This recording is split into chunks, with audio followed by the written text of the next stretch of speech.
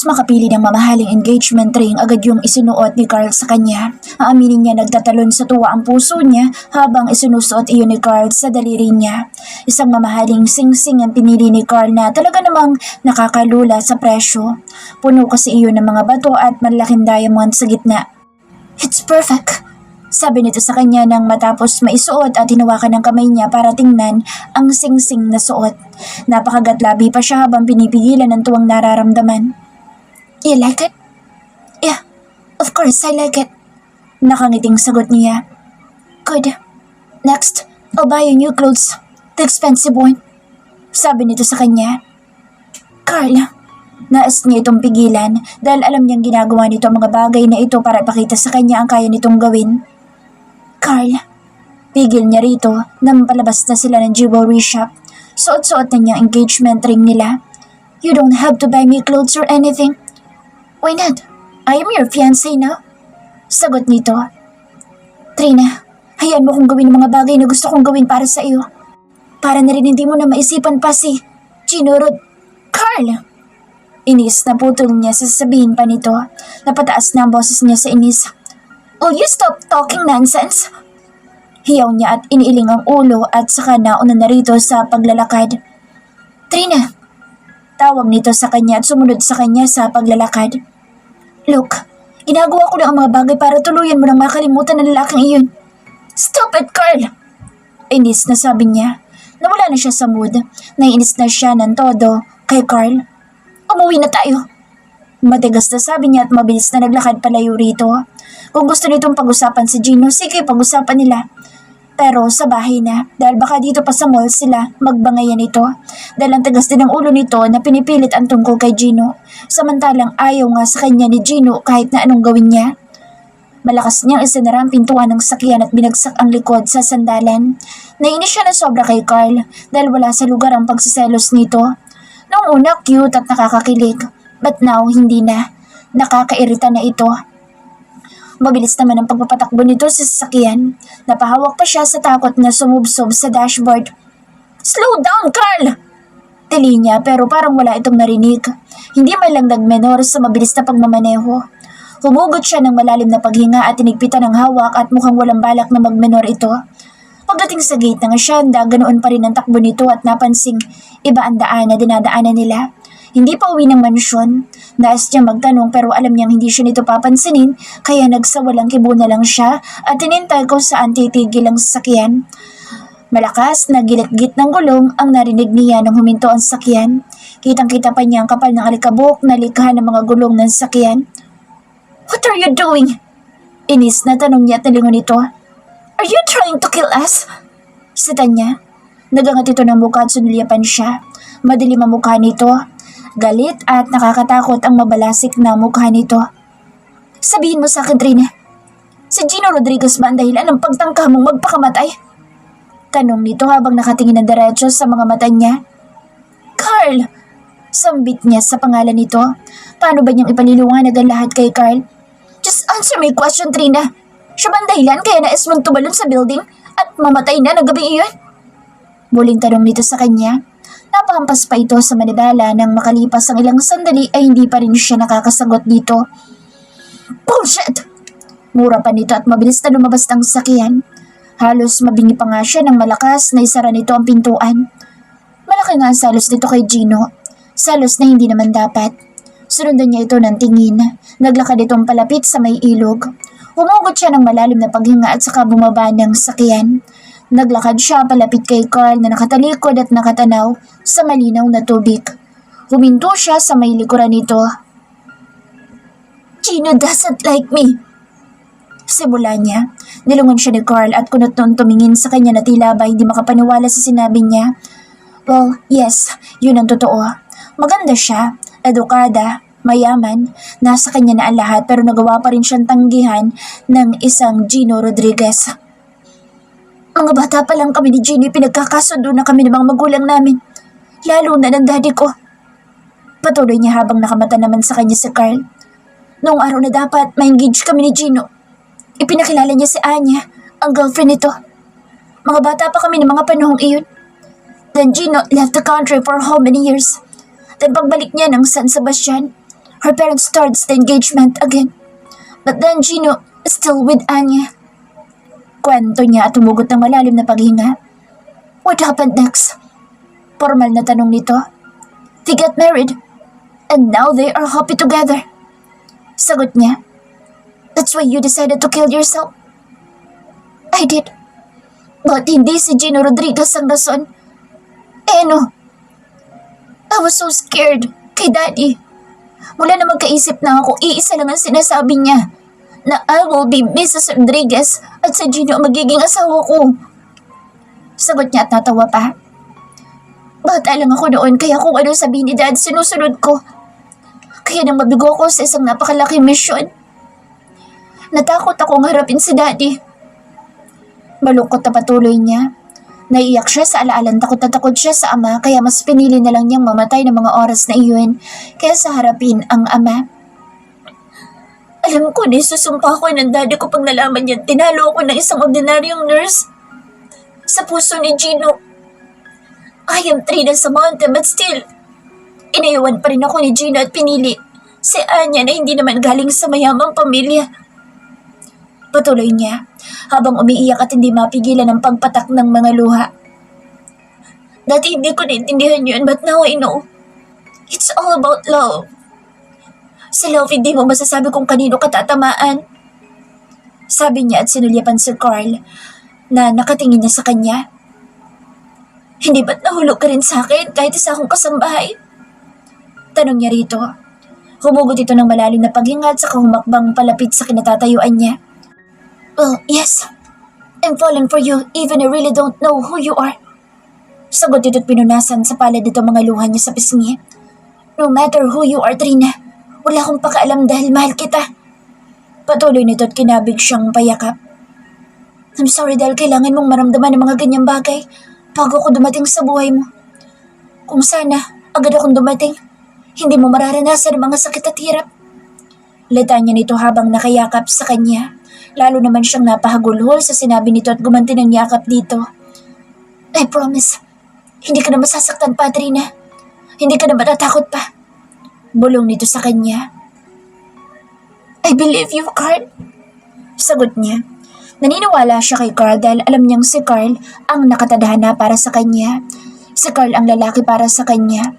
Masalimuot man ang unang pagkikita nila, naging daan naman iyon para magkakilala sila at magkaibigan. Nang mapakalma siya ni Carl ay naupo sila sa tabi ng ilog at pinagmasdan ng malinis na tubig. Niyaya nga niyang maligo ito ngunit sinabi nitong maya-maya lang lalabas sa mga trabahador at ayaw nitong makita siyang basa ng mga ito. Kaya naman pinanood na lang nila ang tubig. How did you found out about me? Na ako palang babaeng niligtas mo? Tanong niya kay Carl habang nakahilig ang ulo sa balikat nito. Pilit ko nang inaalala kung saan kita unang nakita. Sadyang hindi ko lang agad naalala. Then nakita ko ang bag mo. Bag ko? Gulat na tanong niya at sinulyapan nito. Yes, don't you remember? Hinagis mo sa akin ang bag mo para lang makatakas ka. Natatawang sagot nito. What do you mean? I kept that bag until now. Then kabakailan ko lang nabuksan nang out of nowhere nakita ko siya sa drawer. Then yun nga, ikaw ang nasa larawan ng mga IDs doon at Trina Samonte from San Sebastian. Kwento nito, napangiti siya. Anong naramdaman mo nang malaman mong I am the same woman you said? To be honest, sabi nito tinaplos sa mukha niya. Isa lang sinabi ko sa sarili ko, na you are the woman for me. Ikaw ang nakatadhana sa akin. Sagot nito habang dahan-dahang hinahaplos ang pisngi niya. Clingy, but I am now believe in destiny. Dugtong nito, lalo siyang napangiti dahil siya man ay naniniwalang si Carl ang laki na katadhana para sa kanya. We are destined to each other, Carl. Sagot niya tinaplos din ang gwapong mukha nito. I know, and now we will be complete soon. Sabay haplos sa flat niyang tiyan. Our baby is a gift from God. Tumango-tango si Carl sa kanya. I love you, Trina. Sabi nito at tinawid ang pagitan ng kanilang mga labi. Gumanti siya ng halik dito. Halik na buo ng pagmamahal. Wala na talaga makapipigil pa sa pagmamahala nila ni Carl. Uuwi na ang lahat sa kanila sa forever. Soon, she will be Mrs. Carl Samaniego And after that, lalabas na ang pinakamalaking blessing na natanggap niya sa buong buhay niya. Ang anak nila ni Carl at mabubuo na sila bilang isang pamilya. Wala na siyang mahihiling pa. After all the mess, hirap, sakit at kung ano-ano pang mga naranasan niya, ay sa wakas, natagpuan na niya ang lalaking para sa kanya. Malayo man ang San Rafael sa San Sebastian, walang imposible pagtadhana ang kumilos. Kinagabihan, naganda na sila ni Carl para sa dinner sa bahay ng mga magulang nito. Suot-suot niyang engagement ring na binili ni Carl sa kanya. Ngayong malinaw na ang lahat kay Carl na tungkol kay Gino Rodriguez na pinagsasalosan nito, ay makakapagsimula na silang muli nito. Wala nang rason para malaman din niya kung gaano siya nito kamahal. Mahal siya ni Carl. Ramdam na ramdam niya ang pagmamahal nito. Kinakabahan ako, Carl. Amin niya rito habang tinatahak na nila ang daan patungo sa bahay ng mga magulang nito. Hindi naman itong unang beses na makakaharap mo sila. Sagot dito, tinawakan ng kamay niya. But this is the first time na makakaharap ko sila at ipakikilala mo ko as a real girlfriend. Sabi niya rito. Yun kasi ang totoo. Ang mga naunang pagpapakilala ay pagpapanggap lamang. Mas dapat nga confident ka ngayon dahil totohanan na. Sagot dito at hinalikan ng kamay niyang hawak pa rin ito. Ngumiti siya at nagbuga ng hangin para mabawasan ang kaba at tense na nararamdaman niya. Pagdating sa bahay, agad na sumalubong ang mommy ni Carl sa kanila at agad siyang niyakap nito tinalikan sa pisngi. You look so stunning, Trina. Bati ng mama ni Carl sa kanya. Nahiya siyang umiti rito at sinulyapan si Carl na tumango sa kanya. Hinila siya ng mama nito patungo sa komedor. Sumunod naman si Carl sa kanila. Pagdating sa komedor, punong-puno ng pagkain ng mesa at lahat ay mga special dishes. Nandoon na rin ang papa ni Carl. Nakaupo at nakangiting sumalubong sa kanila. Andito na manugang natin. Masiglang anunsyo pa ng mama ni Carl. Ramdam niyang pinamulahan siya ng pisngi sa sinabi nito. Welcome home, iha. Bati ng papa ni Carl sa kanya, tumayo pa ito para halagan siya sa pisngi. Hindi naman niya malaman kung ano mararamdaman sa sobrang saya ng pagtanggap sa kanya ng mga magulang ni Carl. Nilangon niya si Carl na nakangiti naman sa kanya. Maupo na kayo at makakain na tayo. Sabi ng mama ni Carl sa kanila. Ipinagila naman siya ni Carl ng upuan at saka naupo sa tabi niya. Agad nitong hinawakan ng kamay niya nang ipatong sa mesa. Nakangiti siyang sinulyapan ito. Sa hapag, napag-usapan nila ang balak na pamamanhikan ng mga ito sa bahay nila sa San Sebastian. Natutuwa siya dahil napakabait ng mga magulang ni Carl. Wala siyang anumang marinig na pagtutol sa mga ito. Isama pang tanggap naman siya ng mga ito. Una pa lang, kahit pinakilala siyang kasambahay ni Carl, ay tanggap na siya ng mga magulang nito. Inamin na rin nila sa mga magulang nito na buntis na siya. Dinadala na niya ang magiging apo ng mga ito. Tuwang-tuwa naman ang mag-asawang Samaniego at agad silang kinongrats. Niyakap pa siya ng mama ni Carl sa tuwa. Ganoon din ang papa ni Carl na agading yumakap kay Carl dahil masaya ang mga ito para sa kanila sa unti-unting pabuo nila ng pamilya. Naitakda na ang araw ng pamamanhikan ng mga ito. Next week daw dahil dadalo daw ang mga ito sa birthday party ng ama ni Giovanni Rodriguez, ang asawa ng nakababatang kapatid ni Carl. Kilala niya si Mr. Rodriguez, of course. Sinabihan sila ng mga ito na sumama sa party. Naisanin niyang tumanggi ng umuo si Carl. Sinulyapan pa niya ito nang sumagot sa mga magulang nito na nais nitong sumama sa birthday party ni Mr. Rodriguez. Wala siyang ibang naisip na dahilan nito kung bakit nito nais sumama, kundi si Gino. Baka nais makita at makilala ni Carl si Gino, pero bakit pa? Hanggang sa magpaalam sila sa mga magulang nito ay hindi pa rin mawala sa isip niya ang pagpayag nitong sumama sila sa birthday party next week. Carl, bakit mo gusto sumama? Tanong niya habang pauwi na sila. Wala lang, naisip ko lang. Sagot nito at nilingon siya. Is this about Gino? Seryosong tanong niya. Pansin niyang humugot ito ng malalim na paghinga bago siya nito sinagot. To be honest, Trina, yes. Sagot nito sa kanya. Why? Malambing na tanong niya, tinawakan ang kamay nitong nasa kambyo. Gusto ko lang siyang makilala. Carl, I never been in love with Gino. Kung yun ang iniisip mo. Hindi ko naramdaman ang ganitong nararamdaman ko sa iyo ngayon kay Gino. Litanya niya habang hawak-hawak pa rin ang kamay nito. I told you, sumusunod lang ako sa dado ko noon. Dugtong niya. Nais niyang paulit-ulit na ipaliwanag ang bagay na iyon kay Carl. Wala itong dahilan para pagselosan si Gino. Nais niyang mapanatag si Carl. Deserve ni Carl ang mapanatag ang loob na walang ibang lalaki sa buhay niya kundi ito lang. Na wala siyang ibang mahal at tanging mamahalin kundi ito lang. I know. Tanging sagot nito't ngumiti sa kanya. Papatunayan ko sa iyo na ikaw lang, Carl. Ang lalaki mahal ko. Malambing na sabi pa niya, sabay hawak sa hita nito.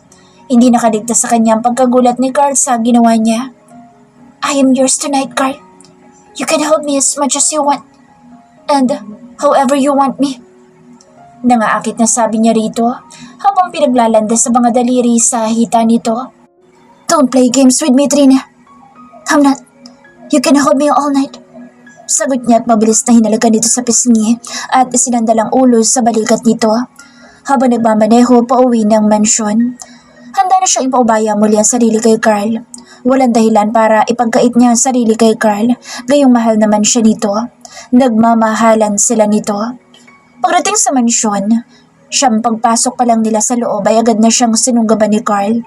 Hinalagan siya nito sa mga labi ng puno ng pananabik at itinulak ng bahagya sa likod ng pintuan. Napakapit siya sa batok nito habang patuloy ang pagsalakay nito sa mga labi niya. Sumunod naman siya sa bawat galaw nito sa mga labi niya. She missed him so much. She missed all these things na ginagawa sa kanya ni Carl. Napaungol siya nang pakawalan ni Carl ang mga labi niya. Habol nilang pareho ang kanilang hininga. I love you, Trina. He gasped. I love you, Carl. Sagot niya habang nakatitig sa mga mata nitong nag-aapoy na rin sa pagnanasa. Sumunod na ginawa niya at siya naman ang sumunggab sa mga labi nito. Hinalikan niya ang mga labi nito ng puno ng pananabik. Naramdaman niyang umangat ang mga paan niya sa sahig. Nakapulupot ang mga kamay nito sa bawang niya at nanatiling magkasakop ang mga labi nila na parang wala nang bukas. Naramdaman niyang humakbang ito. Habang buhat siya nito, pinulupot niya ang mga paa sa bawang nito at naramdaman ang mga kamay nitong sumasalo sa pangupo niya habang nanatili pa rin naglalaro ang mga nabi nila. Kinabukasan, maaliwalas ang ngiti niya sa mga labi na magising siya at nasa tabi niya si Carl. Nakaakbay ito sa kanya. Pinagmasdan niyang mabuti ang gwapong mukha nito at lalong napangiti nang maisip ang mga ginawa nila ni Carl kagabi. Ilang beses ba siyang inangkin ni Carl kagabi? Basta higit sa 3. Hindi na niya nabilang ang iba sa sobrang kaligayahan niya. Nagpakitang gila siya kay Carl. Ginalingan niya ang performance niya para rito, para masatisfy dito sa kanya, para hindi na rin siya makalimutan pa nito. I love you, Carl. Mahinang bulong niya rito para hindi ito magising. Dahan-dahan din niya itong hinalikan sa pisngi. Sa kanya dahan-dahang inalis ang braso nitong nakayakap sa kanya. Babangon na siya para ipaghanda ito ng almusal. Nais niyang siya munang umasikaso kay Carl sa mga personal nitong pangangailangan.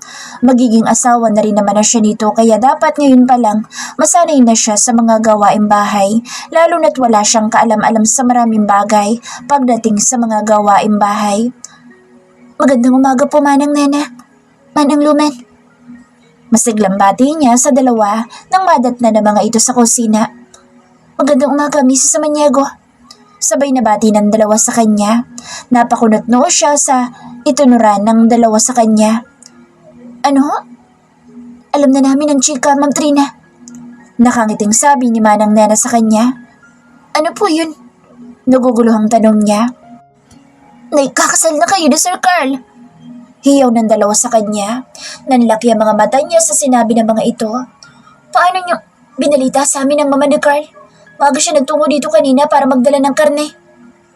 Galing dito, mama ni Carl? Bulalas niya. Nakaramdam tuloy siya ng hiya dahil marahil mahimbing pa ang tulog nila ni Carl nang dumating ang mama nito. Nagatid ng karne para sa mansyon at binigyan na din daw ang mga ito. Mabait talaga mga magulang ni Carl. Mukhang nagmana si Carl sa mga ito. Mabait din at hindi mata pobre tulad ng ibang mayayaman. Trina. Napalingon siya sa tumawag sa kanya at nakita niya si Yaya Flor. Napatili siya at tumakbong payakap dito.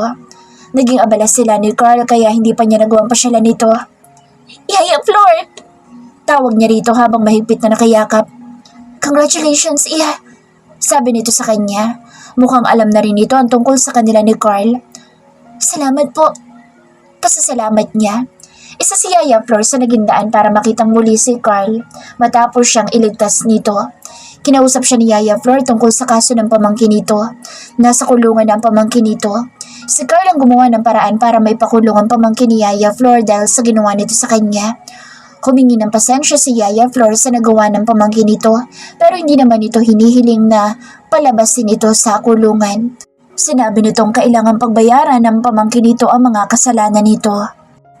Salamat po Yaya Flor at naintindihan niyo kami ni Carl. Pasasalamat niya rito.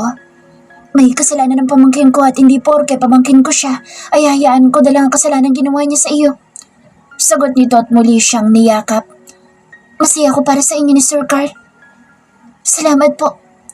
Matapos ang pag-uusap nila ni Yaya Flor, nagpresenta na siya na muna maghahanda sa almusal nila ni Carl. Ipinagpapasalamat niyang hindi pa rin ito bumababa, marahil napagod sa mga ginawa nila kagabi.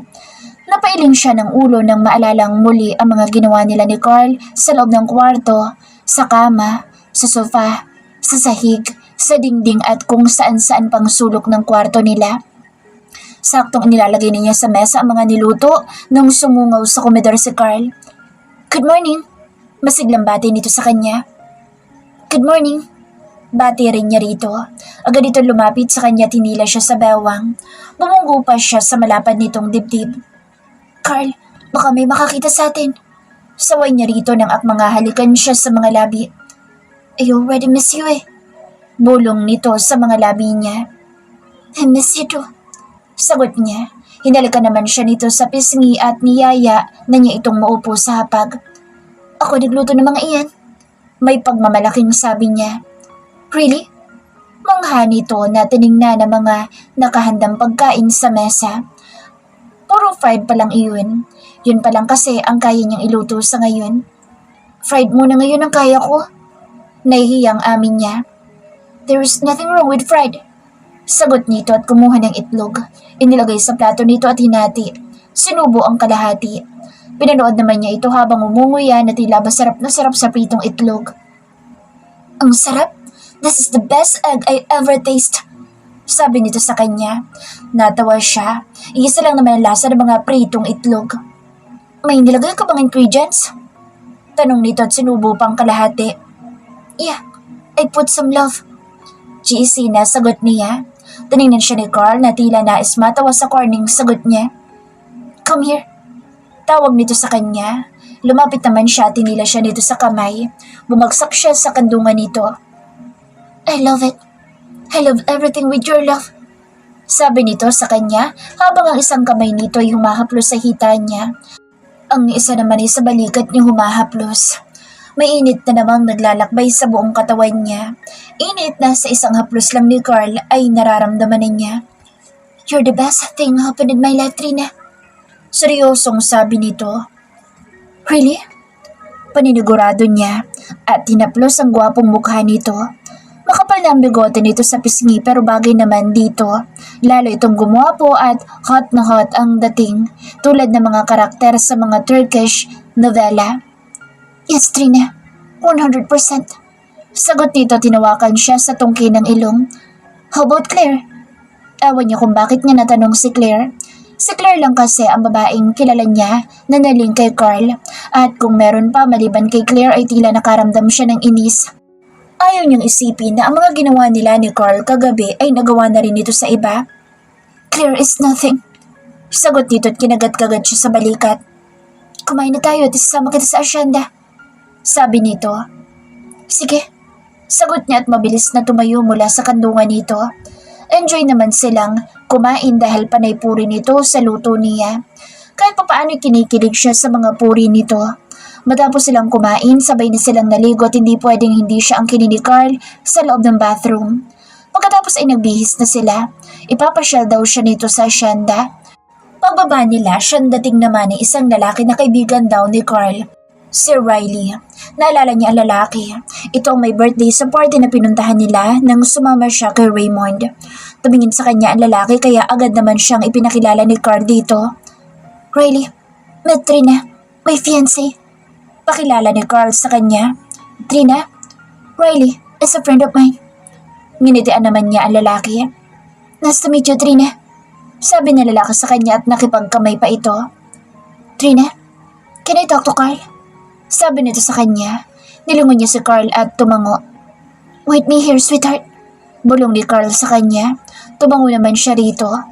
Nagtungo ang dalawa sa library. Mukhang seryoso ang pag-uusapan ng mga ito. Naisip niya si Raymond. Baka ang tungkol sa pagsampa niya ng kaso ang pag-uusapan ng mga ito. Kaibigan pa rin ng mga ito si Raymond pero hindi niya hahayaan na hindi pagbayaran ni Raymond ang mga ginawa niya sa kanya. Sinaktan siya nito at pinagtangkaan siyang gahasain. Napayakap siya sa sarili nang maalala ang gabing iyon. Isa sa mga bangungot na gabi sa kanya. Tumagal din ang pag-uusap ng mga ito sa library. Paglabas ng mga ito agad na nagpaalam si Riley sa kanila. Sila man ay lumakad na patungo sa jeep. Anong pinag-usapan niyo? Lakas loob na tanong niya rito habang umaandar na ang jeep. About you. Sagot nito at nilingon siya. Me? Why? Kunutong tanong niya. About sa ginawa sa'yo ni Raymond. Napasandal siya sa upuan at tumingin sa labas. Tama ang hinala niya. Bakit daw? Kilala kong tarantado si Raymond kaya hindi ako against sa ginawa mong sampahan siya ng kaso. Besides, dahil sa ginawa may naglabasan ng iba pang pinagtangkaan ni Raymond.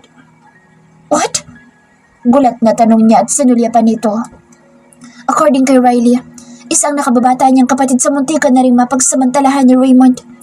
Sagot nito. Oh my God! Bulong niya at natutop ang bibig.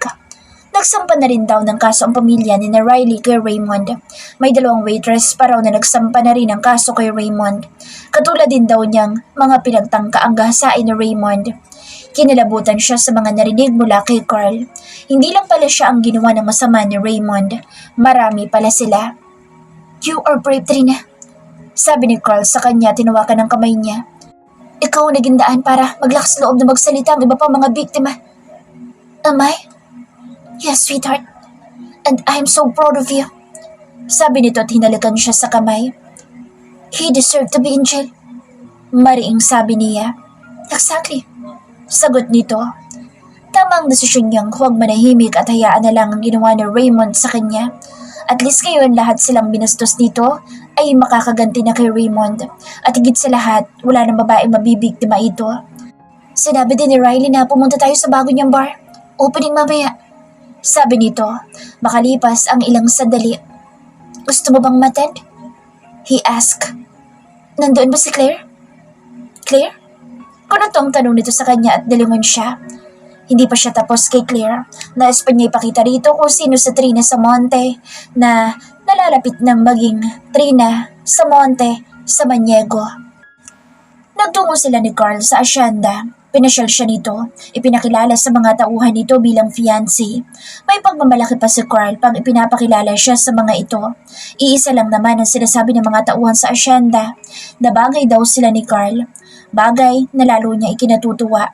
Biniro pa ng mga ito si Carl kung invited ba daw ang mga ito sa nalalapit nilang kasal. Nangako naman si Carl na lahat daw ay invited sa kasal nila. Mabuting tao at hindi mapagmataas si Carl. Marunong itong makisama sa mga tauhan nito. Pantay-pantay ang tingin nito sa mga tauhan nito. Bagay na hinahangaan niya kay Carl. Ang bait mo sa kanila.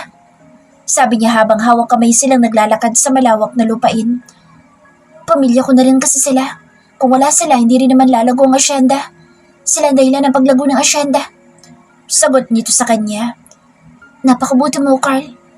Sabi niya at tuminto sa paglalakad. Nilingon nito at tiningala ang gwapong mukha nito. Hindi ka lang gwapo. Malakas ang apil. Napakabuti mo pa. Latanya niya at tinaplos sa mukha nito. I know. Sagot nito, tinapid siya sa bewang. Kinabig siya nitong palapit. And also don't forget kung gaano ko kagaling sa make love. Nakangiting sabi nito habang gahibla na lang ang layo ng mga labi nila sa isa't isa. Carl, saway niya rito at nilingon ang paligid. Baka kasi may ibang nakakarinig sa sinabi nito. Don't tell me, kulang pa ang performance ko. Sabay hawi sa buhok niyang sinasama ng hangin. Of course not. Agad na sagot niya at ikinawit ang mga kamay sa batok nito. I know you are the best. Kahit wala man ako may pagkukumpara pagdating sa bagay na iyan. Nakangiting sabi niya. I am the best, Trina. And I am the only one for you. No other man. Only me, Trina. Ngumiti siya sa sinabi nito at tumango. Wala naman din siyang ibang nais pa kundi ito lang. Nag-iisa lang si Carl sa manyego sa buhay niya. Yes, Carl. Sagot niya tumingkayad pa siya para abutin ang mga labi nito. Naramdaman pa niyang umangat ng konti ang mga paa niya sa lupa. Binuhat siya nito para magpang-abot ang kanilang mga labi. Naghahalikan sila sa ilalim ng puno, sa maliwanag na paligid. Pareho silang walang pakialam kung may ibang tao mang makakakita sa kanila sa ginagawa nila. Ang mahalaga'y masaya sila at nagmamahalan sila.